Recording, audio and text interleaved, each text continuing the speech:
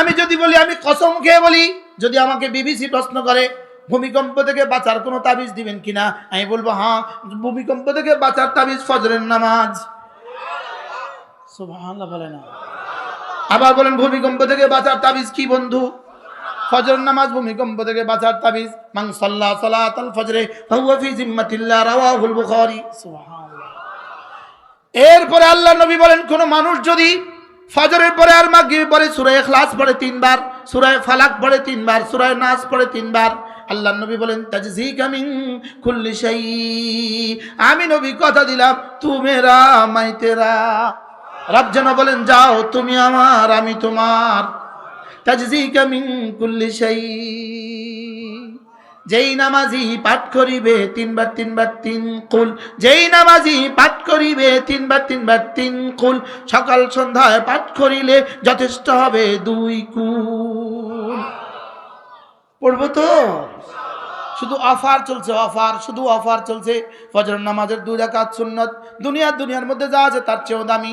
এবার ফজরের নামাজ 2 রাকাত ফরজ, আল্লাহর জিম্মাতে ঢুকে গেলে বন্ধু, এবার ফজরের পরে সূরা ইখলাস 3 বার, সূরা ফালাক 3 বার, সূরা নাস 3 বার, তাজজিকা মিন কুল্লি শাই, এই 3টা সূরা তোমার জীবনের জন্য যথেষ্ট হয়ে গেল। সূরা ইখলাস পড়লে বন্ধু শিরক আর কুফর থেকে বেঁচে গেলে, সূরা ফালাক পড়লে বন্ধু তোমার শরীরটাকে বাঁচায়া দিলা, আর সূরা নাস পড়লে বন্ধু এটার তাকাজার, এটার খাসিয়ত হলো রূহটাকে বাঁচায়া দিলা। সুবহানাল্লাহ।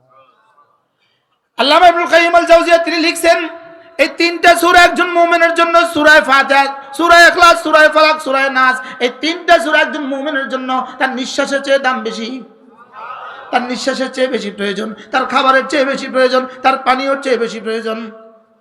সুবহানাল্লাহ বলেন। কয়টার চেয়ে বেশি প্রয়োজন বলেন? পানির চেয়ে, খাবারের চেয়ে, নিঃশ্বাসের চেয়ে। সুবহানাল্লাহ। যেমন ধরেন একটা শব্দ আছে মিন শাররি মা খালাকা, মিন শার পড়েন, মিন শাররি মা খালাকা, আবার মা মানে যা যা, খালাকা মানে বানিয়েছেন, আল্লাহ তাআলা যা যা বানিয়েছেন, আল্লাহ তাআলা যত কিছু বানিয়েছেন, জমিনে যত কিছু বানিয়েছেন, উপরে যত কিছু বানিয়েছেন, আকাশে যত কিছু বানিয়েছেন, জমিনে যত কিছু বানিয়েছেন, পানির মধ্যে যত ক্ষতি রেখে দিয়েছেন, বাতাসের মধ্যে যত ক্ষতি রেখে দিয়েছেন, আগুনের মধ্যে যত ক্ষতি রেখে দিয়েছেন, বিদ্যুতের মধ্যে যত ক্ষতি রেখে দিয়েছেন, গ্যাসের মধ্যে যত ক্ষতি রেখে দিয়েছেন, ভূমিকম্পের মধ্যে যত ক্ষতি রেখে দিয়েছেন, তুফানের মধ্যে যত ক্ষতি রেখে দিয়েছেন, বন্যার মধ্যে যত ক্ষতি রেখে দিয়েছেন, রব্বে কারীম যত ক্ষতি পৃথিবীর কোনো না কোনো মাখলুকাতের মধ্যে, সব মাখলুকাতের মধ্যে রব যত ক্ষতি রেখে দিয়েছেন, বিচ্ছুর মধ্যে ক্ষতি রেখে দিয়েছেন, সাপের মধ্যে ক্ষতি রেখে দিয়েছেন, দিছে না বলে না? জমিনের মধ্যে ক্ষতি রেখে দিয়েছেন। শুধু ক্ষতি রেখে দেয় নাই, 5টা সেকেন্ড লাগবে না বাংলাদেশকে উপড়ে ফেলতে। আকাশের মধ্যে যত ক্ষতি রেখে দিয়েছেন, বিদ্যুতের মধ্যে যত ক্ষতি রেখে দিয়েছেন, আমি যে ক্ষতি আমি জানি, যেগুলো আমি জানি না, যেগুলো বিজ্ঞান জানে, যেগুলো বিজ্ঞানও জানে না, যেগুলো রাসূলরা জানে, যেগুলো রাসূলরাও জানে না, যেগুলো জিবরিল জানে, যেগুলো জিবরিলও জানে না, মিন শাররি মা খালাকা, এক বাক্যের মধ্যে তার সবগুলো একসাথে আছে। কি শুনলেন? পড়ো তো, অর্থ কি বলো, একজন বলেন।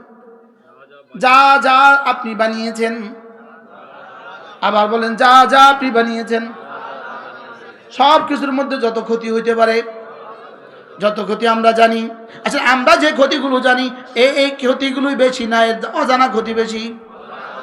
বিজ্ঞান যে ক্ষতিগুলো জানে এগুলো বেশি না অজানা ক্ষতি বেশি? রাসূলরা যে ক্ষতি জানে এগুলো বেশি না অজানা ক্ষতি বেশি? জিবরিল যে ক্ষতিগুলো জানে এগুলো বেশি না অজানা ক্ষতি বেশি? আল্লাহ। তাইলে মিন শাররি মা খালাক, মিন শাররি মা খালাক, তাদাব্বুরাত ইবনুল কাইয়িমের মধ্যে আল্লামা ইবনুল কাইয়িম আল জাওজিয়া আলাইহির রহমাত সূরা ফালাকের তাফসীরের মধ্যে লিখেছেন, মানুষের জীবনের সার প্রথমত 2 প্রকার, সার প্রথমত 2 প্রকার। 1 নম্বর জানা সার, 2 নম্বর অজানা সার।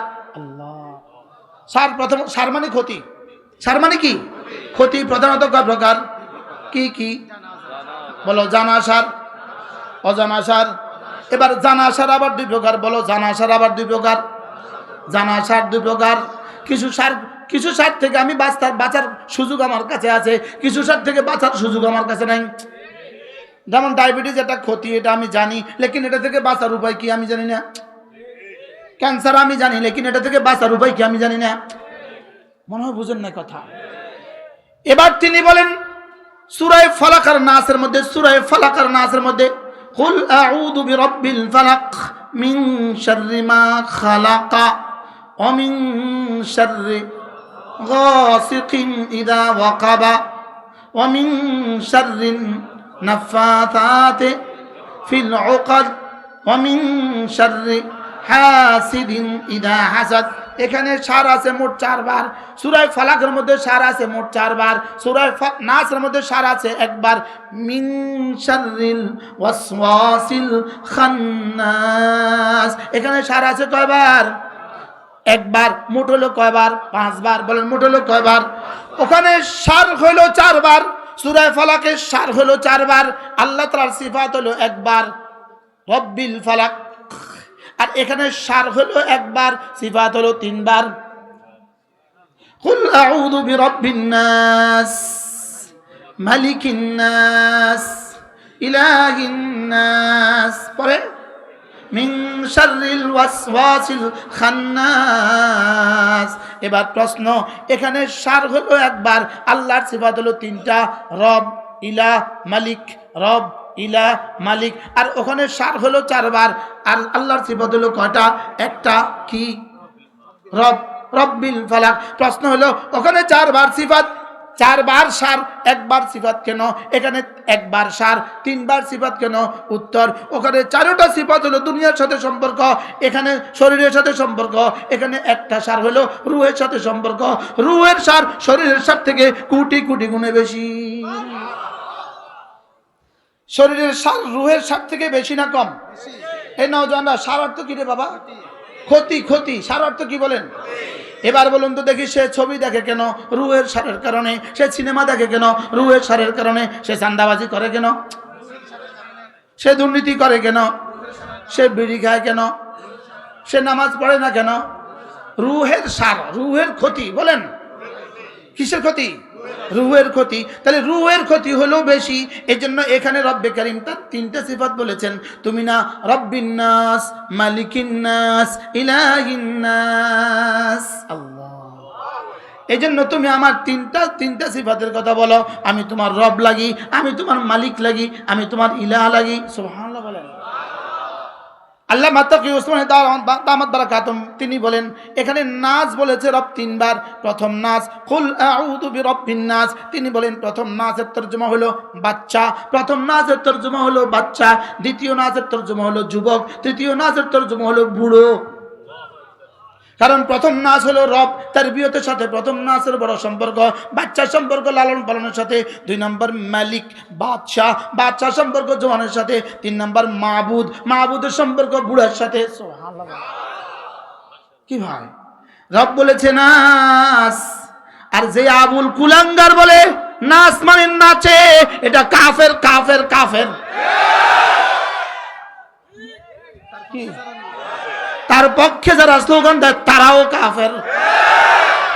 আল্লাহর কোরআনকে আমাদের চোখের সামনে এভাবে বিকৃতি করবে, এটা হতে পারে না। এটা হইতে, এজন্য ভান্ডারীদের থেকে বাঁচেন, লালনদের থেকে বাঁচেন, বাউল আর ফাউলদের থেকে বাঁচেন। কি কি বলছি বলেন? বলো, ভান্ডারীদের থেকে বাঁচো, ভান্ডারীদের থেকে। 2 নাম্বার লালন। 3 নাম্বার কি? বাউলদের থেকে বাঁচো, হিজবুত তাওহীদের থেকে বাঁচো, আহলে কোরআনদের থেকে বাঁচো। আল্লাহ আমাদের সবাইকে হেফাজত করেন। কি শব্দকে কি বলে ফেললো, হারামখোর কোথাকার। কি ভাই, এটা মানবতার কলঙ্ক। এরা কি বলেন? মানবতার কি? এরা মানবতার কলঙ্ক, এরা মনুষ্যত্বের কলঙ্ক, এরা মানুষ হওয়ার যোগ্যতা রাখে না। এদের পক্ষে একদলে মিছিল করে। কি ভাই, ওদের পক্ষে একদল কি করে বলে? আল্লাহ আমাদেরকে হেফাজত করেন। কথা আমার দূর চলে গেছে, কি পড়বো কি বলবো।